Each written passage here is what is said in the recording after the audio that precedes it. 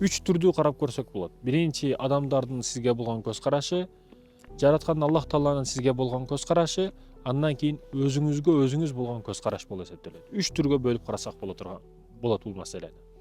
Адамдардын көз карашы, адамдардын көз карашынча сиз такыба, миллионер, бай, чындап бактылуу адам көрүнүшүңүз мүмкүн. Сиз аны сезип деле турасыз. Бирок ички дүйнөңүздөн өзүңүзгө өзүңүз кечкурун караңгыда суроо бере турган болсоңуз, бактылуу эмессиз да. Кээде элге нааразы болуп, элге миң жаман көрүнүшүңүз мүмкүн, бирок сизден жараткан Аллах ыраазы болушу мүмкүн да. Аллах Тааланын көз карашында сиз жакшы иш кылып атасыз. Ал учурда көңүлүңүз ток, бактылуу сезесиз ар дайым өзүңүздү. Качан жеке нафсиңиздин каалоолорун кылып, эл эмне дейт деген нерсени кыла турган болсоңуз, эл шарият эмес, эл ислам дини эмес, эл пайгамбар эмес сизге.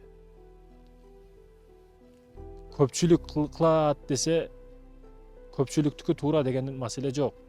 Мисалы христиандар көпчүлүк, бирок пайгамбар Иса Кудайдын баласы деп сыйынат. Демек бул каталык. Көрдүңүзбү, акыйкат көпчүлүктө эмес экен, азчылыкта экен. Сиз азсызбы, бирок жараткан Аллах сизде, сиз тараптабы, сиз эмнеден коркосуз? Эмнеге аракет кылбайсыз? Ошондуктан сизге элдин көз карашы, өзүңүзгө өзүңүз көз карашыңыз сындырышы мүмкүн. Бирок жараткан Аллахтын көз карашы сизге туура боло турган болсо, сиз эч качан сынбайсыз. Туура болуңуз. Туура болуңуз. Көз карашыңызды оңдоңуз, урматтуу мекендешим. Өзүңүздү оңдош үчүн, өзүңүздү өнүктүрүш үчүн, ийгиликке, жакшылыкка жетиш үчүн сиз минип жүргөн машинаңызды өзгөртүшүңүз керек эмес. Жашап жаткан үйүңүздү өзгөртүшүңүз керек эмес. Окуп жаткан университетиңизди оңдошуңуз же өзгөртүшүңүз керек эмес. Кээде өзүңдөн өзүң качуу дейт да.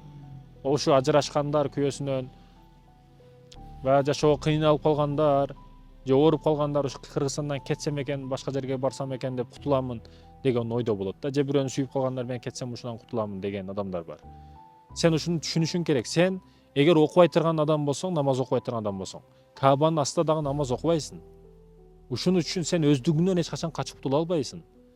Дүйнөнүн арт четиге барсаң да сен өздүгүңдөн эч качан качып кутула албайсың. Сен өздүгүңдү таап, өздүгүңдү башкара бер. Сен өздүгүңдөн эч качан кача албайсың. Өзүңдү өзгөртүшүң үчүн чөйрөңдөгү нерселер сага байланган эмес. Чөйрөңдөгү нерселерди өзгөртүшүң шарт эмес. Сен өзүңдү өзгөртүүдөн башла. Ата энеңден, мыйзамдан, саясаттан, башкадан профессионал болушуң шарт эмес. Сен өзүңдүн тейлаңда өзүң менен профессионал бол.